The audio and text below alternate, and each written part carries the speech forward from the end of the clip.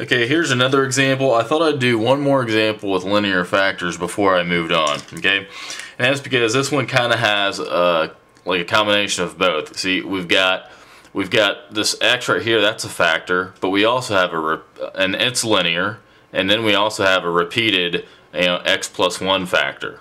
Okay, so this one, is pretty much, going to use a combination of things. So the way we'd break this down would be we just use our normal, deal right there, and then we go x plus 1, and since this is repeated, now we have this situation right here. So yeah, basically, that's what that's what we're going to be looking at. So what I think I'm going to do is just copy this down right here. Well, first I think I'm just going to get common denominator. So what I'm going to have to do, I know this a over x term is going to, it's probably going to have the most work done to it. And this b term, all I need to do is throw an x in there and an x plus 1.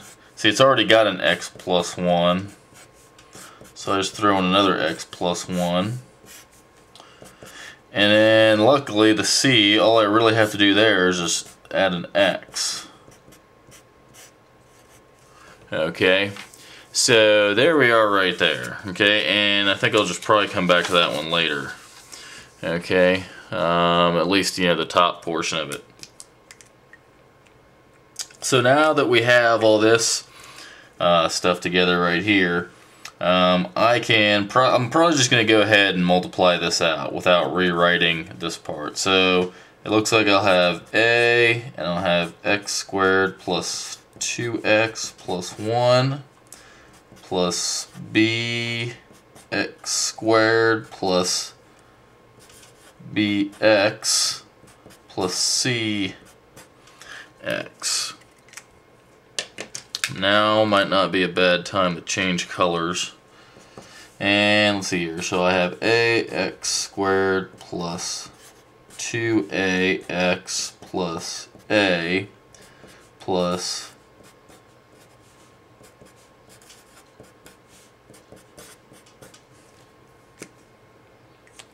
okay. I am starting to look at, let's see here. Let's see, my square terms, I've got 2 of them, and going back to our original numerator, the coefficient is 1.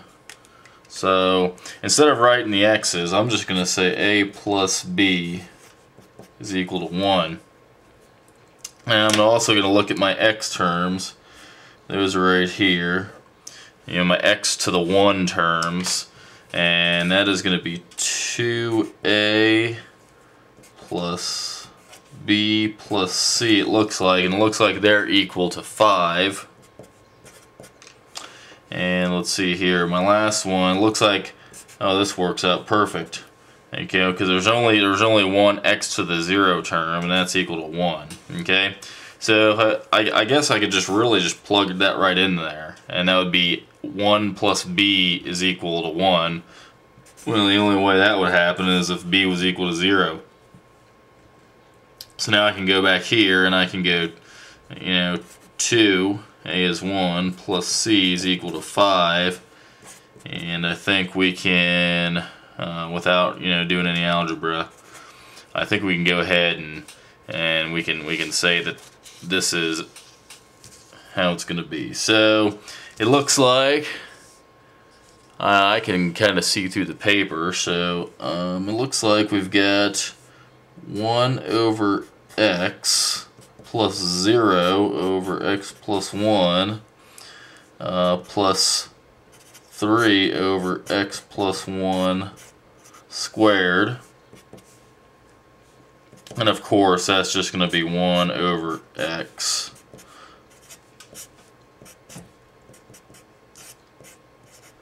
Squared. So let's see here. I've got, it looks like a little bit of time left. Let's see if we can't check this and just make sure everything's okay.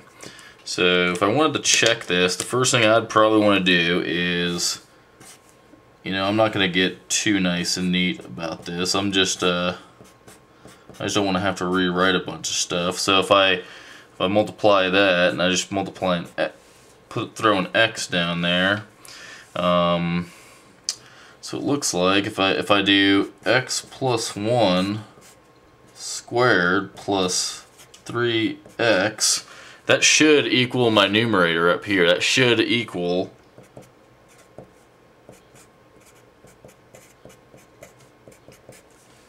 plus 1. So let's see here. If we multiply that out, what do I get? I get x squared plus 2x plus 1 plus 3x. Well, awesome. It worked out. So right here is the partial fraction decomposition for this guy right here. And I'm just going to rewrite it over here again, just to be formal. One of the few times I'm formal. So right there. So we basically took this thing and, you know, we had a combination of things. We had a distinct linear factor. You know, the x was different from everything else, and then we also had a repeated linear factor. Okay, so that's probably the last of the linear factors. I'll probably get into some quadratic factors on the next one.